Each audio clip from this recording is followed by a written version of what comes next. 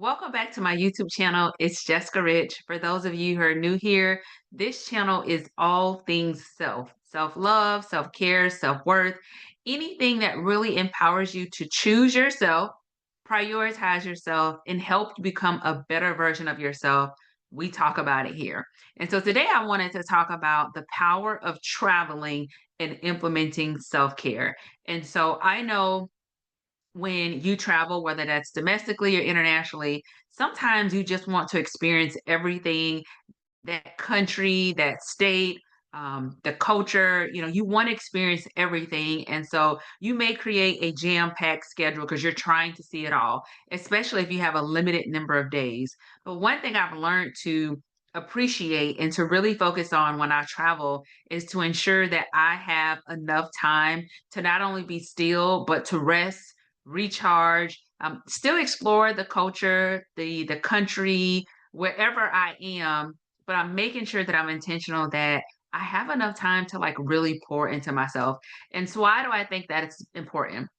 I vlogged my journey to Bali when I went in 2023, and I've talked about this before, but I remember before getting with the other retreaters, I arrived early and I had my own personal tour guide, and we had, a few days packed with all these different things that he thought was really important for me to do while visiting, and then also things that I had saw on Instagram or on TikTok. And so we made this itinerary in one day, which was the last day that I was going to be exploring with him. I woke up and I was just like, I need a break, right? So you're thinking about traveling 30 hours to get to Bali. And then he picks me up from the airport. The next day we are rolling. And I just, that morning was not in a place to want to explore or do anything else. I enjoyed all the things that we had done one-on-one, sightseeing and a little shopping, trying some local authentic um, food. But for me to have another full day of like activities when I knew I still was going to have a week full of events when I got with the actual retreat host and the other retreaters, I just made a decision that, you know what? I know I had already paid in advance. Don't worry about the money. I just want to stay at my hotel and relax. And I literally stayed in bed most of the day, ordered room service. I did go out by the pool, in the beach for a little bit. I had lunch at the beach, and that was absolutely beautiful. But being able to recognize and identify like going on vacation is not always the best because we're always going when we're home, right? And so there's so much hustle and bustle that we experience while we're in the States where you're at your home location, whether that's if your work, you're working one job. I know people that work two jobs. If you have children, if you have a spouse, if you have a partner, if you're a caregiver, there are so many things that contribute to the hustle and bustle that occurs when you are home. Why take that to, your vacation experience as well?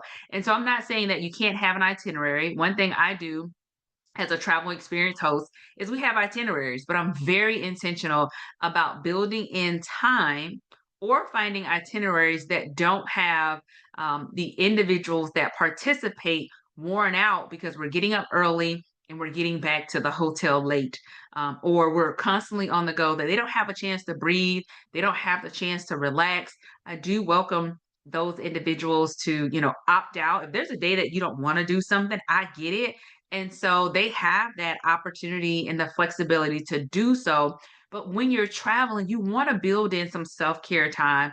I'm not really big on getting a massage here in Dallas, but on vacation, like that's one thing that I love to do is to get a massage, go to the spa. And so if that's already something that you do, maybe that's something that you implement on vacation. A massage on the beach is an absolutely wonderful experience, especially hearing the water while you're getting the massage. And so those are just that's something that you can do. But then also, maybe a cooking class that you can take. Maybe it is a guided tour, but it's at a much slower pace. I know one thing that me and the individuals that travel with me, my ladies, and our experiences, one thing that we do is we've been hiking. And so we did a hike in Thailand. We did a hike in Thailand, and then we do have a hiking experience that's about 6 miles when we go to Greece next month. And so for someone, that's not a self-care experience. That's not an opportunity to recharge, but maybe a more slow pace guided tour. Maybe it consists of you not actually having to walk. Maybe, it's a scooter, maybe it's like a bike, whatever it is, there's a transportation where you feel like it's at a much slower pace. And it's maybe not as long as of a distance. Those are things that you can consider. You can also consider going to different resorts, hotel boutiques, trying different restaurants, of course. Also, there's all type of excursion activities, and so maybe some of those may be relaxing to you, but most excursions that you experience, at least from my experiences, you have to get up early to catch a bus to drive maybe 60 to 90 minutes, maybe longer, to get to the actual excursion activity. You do the excursion where there's usually multiple events, and then you got to drive back to the hotel, and so by the time you get back, you're exhausted. So finding different activities that may not wear you out as much, maybe something that's closer to your hotel, maybe that's something that's at your hotel. So talking with the actual hotel staff and understanding what's available. If you're staying at an Airbnb, well, you may not have that hotel staff, but looking at some of the options that are close by that you can actually do that really allows you to pour into yourself and just pause. And it could be really something as simple as hanging out at the beach, different pool experiences, a rooftop. I love a rooftop. One thing that I am being very intentional about when I am creating this Italy experience is a rooftop with the view. I know that's something my sister and I did when I was there in 2022, and it is absolutely beautiful. And so I want the ladies to experience the same. But for you, wherever you are, wherever you go, I understand. You want to move, you want to see it all.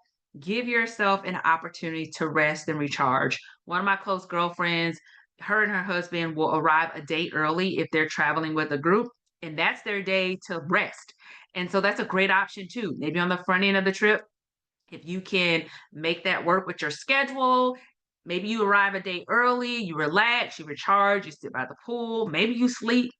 You need an opportunity to catch up on some rest, and not just the rest that you get on the flight. That can also be a possibility, but I just want you to be intentional about scheduling some self-care time for yourself while you're traveling. I know for me, before we go to Greece, I'm going to be heading to Italy and super excited to do that. We don't have a lot of things planned. The ladies only want to see the Colosseum, which I think is great, but there's going to be some other things that we do. So you don't always have to have a full itinerary when you travel too. Like, leave some flexibility there. I will say personally, and I've traveled with friends before where, what are we doing next? What are we doing next? What are we doing next? And that's not my personality. And so you also have to be aware when you're traveling with others what that looks like, right? Just because you're really close friends with someone or even a sibling, not just friends, but knowing your personality, knowing that those expectations are set up front, that I don't always want to be on the go. I want some flexibility where we're not so tight on a schedule that I can't come up for air. Or if I want to go back to the room and just hang out for a second, I can do that. And so that's an important conversation to have as well, but really think about when you're traveling. I know you want to see everything. I know you want to explore it, but don't put yourself in a situation where you need a vacation after the vacation, right? Have you heard of that? Have you experienced that? A lot of times when I would come back from traveling, especially internationally, I would take another week off from work when I was working in corporate. Now, when I came back from Thailand, I did not have enough PTO to take a full week, but I think I returned Thursday, and I did not return back to work until that Tuesday. And so that wasn't a full week, but typically I would get back and I would have an entire week off minimum when before I returned to work. And so I know when we returned from Thailand, I returned Thursday, and so I know that most of the other ladies returned Thursday unless they extended their trip, and somebody went to work Friday. And that happens all the time. Whether you're, like I explained, you don't have the PTO hours, that happens, or you're just not used to giving yourself an opportunity to get back adjusted to this time zone, getting back home, getting things wrapped up. Sometimes we're just ready to go be on the go. But then also you have to think about whatever you did on that vacation. Like, if you've basically just use all your energy to go, go, go, and you really didn't relax, especially as you're winding down for that last day, and then you're taking a flight, right? So the travel experience in itself, especially depending on how many hours you're having to travel, that can drain you. And then you're getting back home and you are basically getting yourself ready to go back to work the next day or a couple days. And so really think about that. How can you position yourself the next time you travel, or if you have a trip that's already planned? What are some adjustments that you can make at the beginning, the middle, and the end of your trip where you feel refreshed, recharged? You're still exploring, you're experiencing, but you don't feel like you're completely worn out from the long days and all of the activities, right? Society promotes and encourage this hustle and bustle and grinding culture. And that was me at one point. I completely get it. But when it comes to your vacation, allow that be a moment for self-care. Allow that to be a moment for you to prioritize yourself.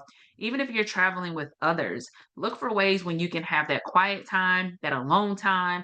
Look for ways where you can pour into yourself intentionally and not just go with this long list of itinerary items that you have scheduled. So I hope this helped. I hope this provided some inspiration or ideas, or to get you to start thinking the next time I travel, what are some things that I can do to be intentional about pouring into myself, resting, recharging, and not always being on the go. If you enjoyed this topic and this conversation, please still feel free to like, comment, or subscribe. There'll be more topics, especially on traveling and self care, as I have already launched my travel experience to Bali. Italy will be launching soon, and we will also be having Ghana that will be coming up in 2027. And so there are a lot of great things that are happening. And so I want to continue to encourage you all to really, really look at where you are, reflect. What are some things that you can do that fits your lifestyle, that fits what's best for you? But I want to be a part of that journey and I want to inspire you. So I hope that you enjoyed this and I hope that you have a good day. Bye.